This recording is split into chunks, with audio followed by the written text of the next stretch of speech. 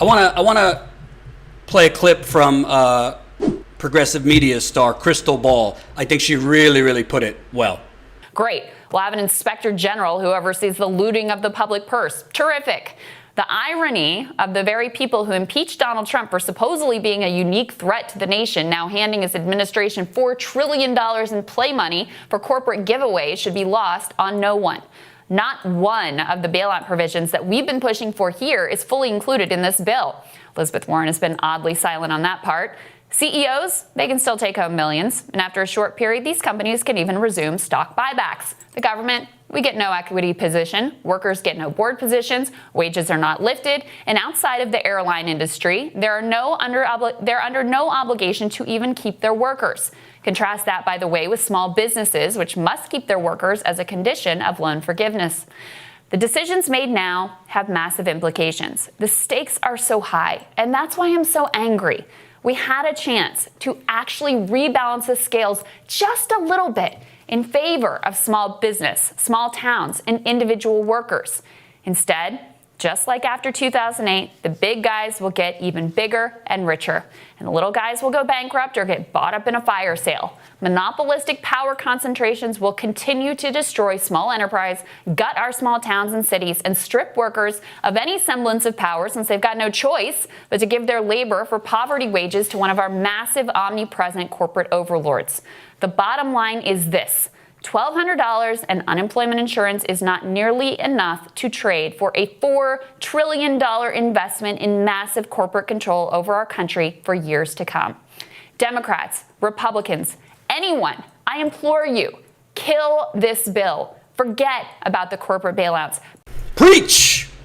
Preach, Crystal Ball. So,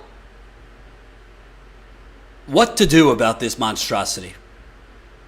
And I got into it this morning on Twitter with a few people because there's this growing chorus of people that I understand we shouldn't put Bernie on a pedestal. I'm a Bernie guy, but I'll criticize him where necessary. But people were criticizing him that he's not stopping this and he's not speaking out against this. I think this goes along beyond this particular bill with Bernie's mistake all along. He has chosen to be diplomatic with Chuck Schumer, with Nancy Pelosi, not go scorched earth against them, and he's continuing that. If Bernie Sanders, 5 to 7 days ago, would have said, no, $1,200 is a non-starter, Nancy Pelosi, Chuck Schumer, the Democratic Party, cannot negotiate based on this, and we will not even discuss a corporate bailout. At least he would have been putting the pressure on Nancy Pelosi and Chuck Schumer to not cave.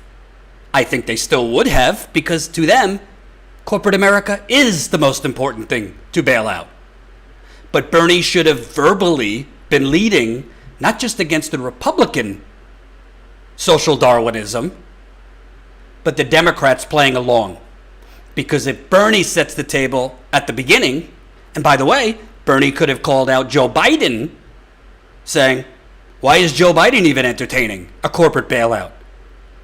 All of these corporations that are getting these bailouts, I don't have the numbers, filthy profits in 2019. They can afford to lose a little bit of money. The most imminent emergency is not the CEO of Amazon or Boeing or Walmart. It's their employees. Even though this is a colossal sandwich, even though this is a massive blowjob, excuse my French, to corporate America, what do you suggest? Michael Tracy or David Dayton or, these people who I actually like a lot of them and agree with them most of the time. Do you suggest that Bernie Sanders delay this bill for a week, 2 weeks, 3 weeks? Just because we need to burn down the house now and go to war? I agree we need to go to war. You want Bernie to be the one responsible for a potential soup line? I'm not being dramatic. There are people talking about this could be the next Great Depression. Trump is insane. He doesn't understand science. He doesn't understand health. This is not going to be over by Easter. And by the way, it just came out, Trump's team just totally blew out. Totally blew off a full document that was provided to them, step-by-step priorities for a pandemic like this. The Trump administration, state officials, and even individual hospital workers are now racing against each other to get the necessary masks, gloves, and other safety equipment to fight coronavirus. A scramble that hospitals and doctors say has come too late and left them at risk.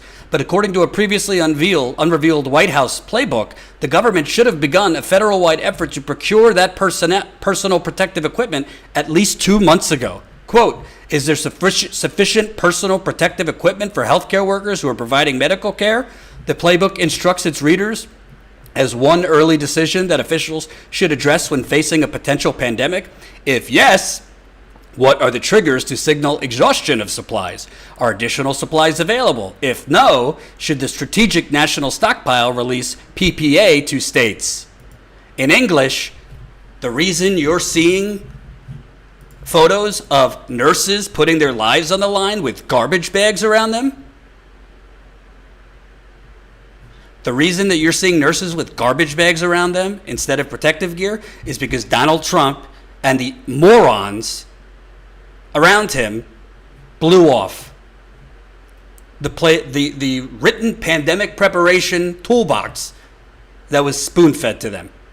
If Nancy Pelosi and Chuck Schumer were really on the side of workers, which they're not, to go in front of the press every single day and say, we will not negotiate with Mitch McConnell on a corporate bailout and any money to corporate America before we immediately get money to working people. We could talk about corporate negotiations later.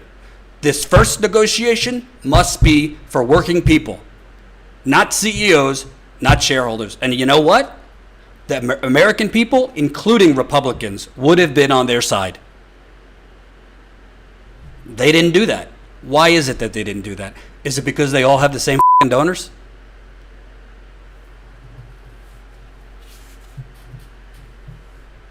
At least Bernie Sanders did this.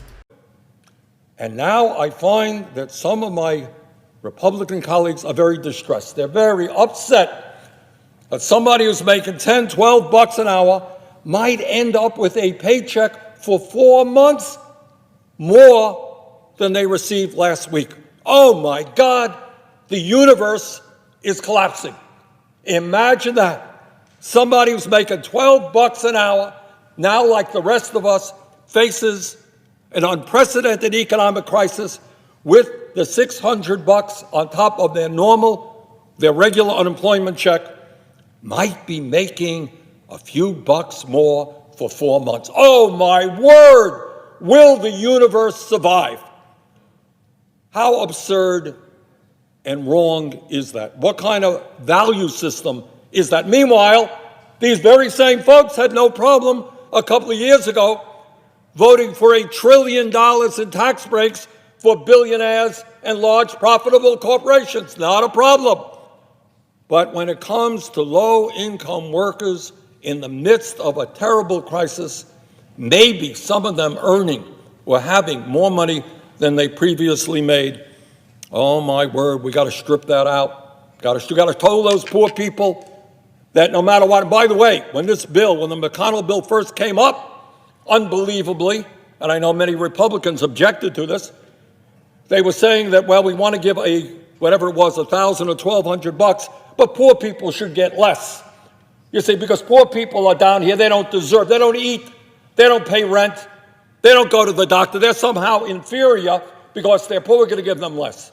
Well, that was addressed. Now everybody is going to get the $1,200. But some of my Republican friends still have not given up on the need to punish the poor and working people. You haven't raised the minimum wage in 10 years.